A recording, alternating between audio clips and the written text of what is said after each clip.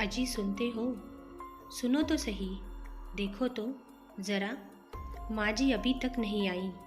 9 बज गए हैं। रोज़ 8 बजे तक आ जाती हैं, पर 2-3 दिनों से आधे घंटे देर से आती हैं और आज तो 1 घंटा हो गया है। प्रिया ने अपने पति से कहा, कहाँ जाएगी? आ रही होगी, तू चिंता मत कर। धीरज ने कहा, नाश्ता भी बनाना है, सारा काम भी पड़ा है, काम वाली भी नहीं आई है। अब मैं ऑफिस जाऊं या घर का काम देखूं?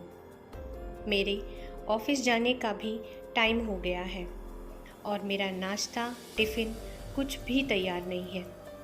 पता नहीं कहाँ रह गई। मैं तो कहती हूँ आज पूछ ही लो उनसे कि ये सब क्या चल रहा है, कहाँ जाती हो आजकल? प्रिया गुस्से में धीरज से बोली, कहाँ जाएगी? कोई मिल गया होगा तो बात करते बैठ गई होगी। ये सारी बातें निर्मला देवी के बारे में हो रही थी, जो पति के देहांत के बाद गांव से शहर अपने बेटे धीरज के पास आ गई थी। गांव में अकेले कैसे रहेंगी, इसीलिए धीरज उन्हें अपने साथ ले आया था। जब से वो यहाँ आई, धीरे धीरे घर की सारी जिम्मेदारी उन्हीं के ऊपर आ गई थी। एक बेटी भी थी उनके, जो विदेश में रहती थी। बेटा और बहू एक आईटी कंपनी में बड़ी पोस्ट पर थे। आदि उनका 3 साल का पोता नर्सरी में था। उसे स्कूल से लाने छोड़ने की जिम्मेदारी भी निर्मला देवी जी की थी। पहले घर के सभी कामों के लिए काम वाली थी और एक फुल टाइम मेड भी थी जो आदि को संभालती, लेकिन काम ठीक से करते नहीं, ये वजह बताकर सभी को हटा दिया। बस झाड़ू पोछा के लिए एक काम वाली आती थी। ये अपना ही घर है और ये अपनी भी तो जिम्मेदारी है, ये समझकर निर्मला देवी ने सारी जिम्मेदारी अपने ऊपर ले ली। लेकिन इतना करने के बावजूद उनकी कोई इज्जत नहीं थी। बहू तो कभी ठीक से बात भी नहीं करती थी, उसे तो सिर्फ काम से मतलब था। अपने बेटे से 2 प्यार के बोल सुनने के लिए उनके कान तरस जाते थे। एक दिन बहू फ़ोन पर बात कर रही थी और उस दौरान कुछ ऐसा सुनने को मिला जो उनके लिए सहना मुश्किल था। प्रिया फ़ोन पर हंस हंस कर किसी से बात कर रही थी और कह रही थी कि अब तो आराम ही आराम है, आदि की भी चिंता नहीं रहती। माँ जी ने घर बड़े ही अच्छे से संभाल लिया है, इसीलिए तो उन्हें गांव से यहाँ लाए हैं। मतलब उनके लिए पैसे भेजने की भी ज़रूरत नहीं और काम वाली को जो पैसे देते थे वो भी बच गए। और एक काम तो बड़ा अच्छा हो गया, वो मतलब आदि को संभालने का, और वो भी एकदम फ्री में एक फुल टाइम मेड मिल गई। कितने नखरे होते हैं काम वाली के। मैं तो बहुत परेशान हो गई थी। आगे कुछ और सुनने की हिम्मत निर्मला देवी में नहीं थी। जिन्हें वो अपना पूरा परिवार समझ रही थी, उनके लिए वो सिर्फ एक फुल टाइम मेड थी। ये सोचकर भी वो बेचैन हो उठती थी। पर बहू को भी क्या दोष देना, उनका खुद का बेटा भी उनकी इज्जत नहीं करता था। कितने प्यार और अपनेपन से वो घर संभाल रही थी, लेकिन ये सब सुनकर बहुत दुखी हो गई थी।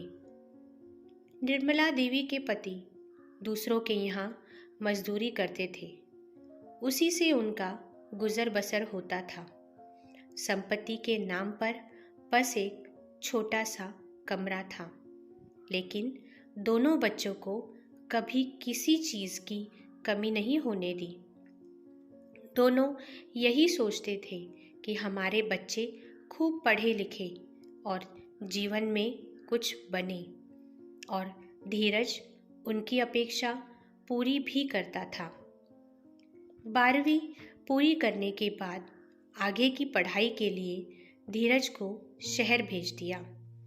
अपना पेट काटकर दोनों ने रात दिन मजदूरी करके उसे इंजीनियर बनाया और उनकी मेहनत का फल कहो या कुछ और, धीरज का सिलेक्शन एक आईटी कंपनी में हो गया।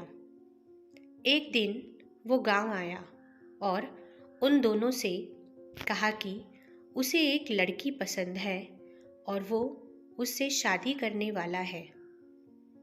ये सुनकर मानो उनके पैरों तले जमीन खिसक गई हो। वो बेटा जिसे इतनी मेहनत से बड़ा किया हो, वो अपने पैर पर खड़ा हो सके इस काबिल बनाया। उस बेटे की शादी के कितने सपने देखे होंगे उन्होंने, पर बेटे को खुश देखकर वो भी राजी हो गए। और अगर राजी ना भी होते तो क्या फर्क पड़ता। धीरज तो उन्हें बस बताने आया था। उसने कहा कि तुम लोगों को कोई तैयारी करने की ज़रूरत नहीं है। प्रिया के पापा ने सारी तैयारी कर ली है, आपको बस आशीर्वाद देने आना है। धीरज की शादी हो गई और वो अपने संसार में रम गया।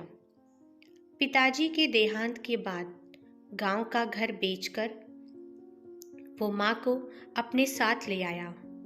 आज भी वो आदि को स्कूल छोड़ने गई हुई थी, लेकिन रोज के वापस आने के समय से 1 घंटा ऊपर हो गया था, इसीलिए प्रिया चिड़चिड़ा रही थी। उतने में निर्मला देवी घर आ गई। माँ, कहाँ रह गई थी तुम? हम दोनों को कितनी चिंता हो रही थी तुम्हारी। धीरज ने कहा, सही कह रहे हो बेटा, चिंता तो होगी ना, घर का सारा काम जो पड़ा है। ऐसा क्यों बोल रही हो? मुझे तो ये चिंता हो रही थी कि इस अनजान शहर में कहीं रास्ता ना भटक गई हो तुम।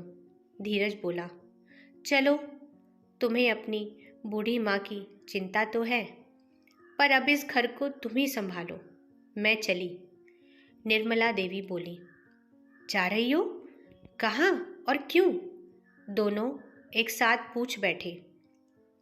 प्रिया को तो जैसे सदमा ही लग गया था। घर और आदि का कैसे होगा ये सब सोचकर उसे ज़रा टेंशन ही आ गया था। लेकिन माँ, तुम कहाँ जाओगी? अब तो घर भी नहीं है गांव में।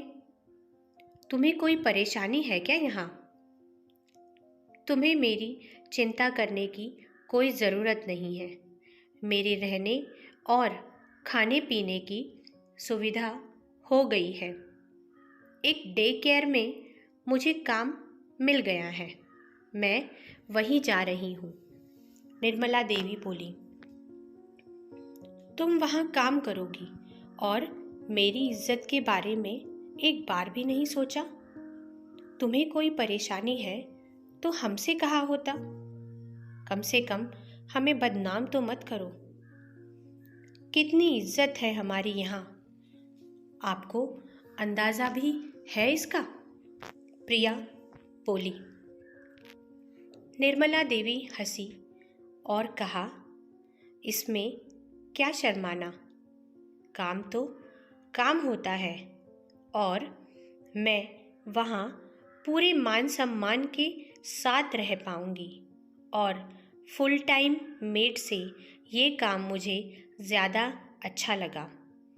ये सुनकर मानो प्रिया के चेहरे का रंग ही उड़ गया था। और तुम इज्जत की मत चिंता करो, मैं यहाँ से दूर दूसरे शहर जा रही हूँ। ये कहकर वे अपने कमरे में चली गईं। दोनों उनकी तरफ देखते ही रह गए।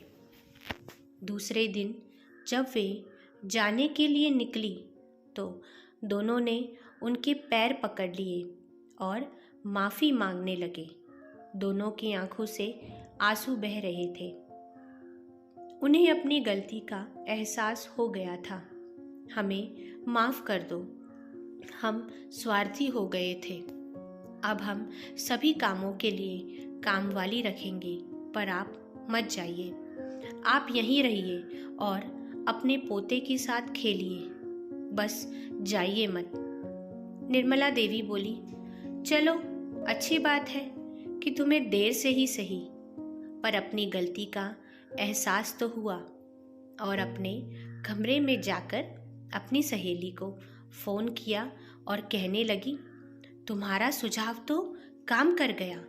मेरे बेटे और बहू को उनकी गलती का एहसास हो गया और आगे से वे सभी हंसी खुशी एक साथ रहने लगे। उम्मीद है कि आपको ये कहानी पसंद आई होगी। आपकी क्या राय है इस कहानी पे कमेंट बॉक्स में कमेंट करके ज़रूर बताना। धन्यवाद।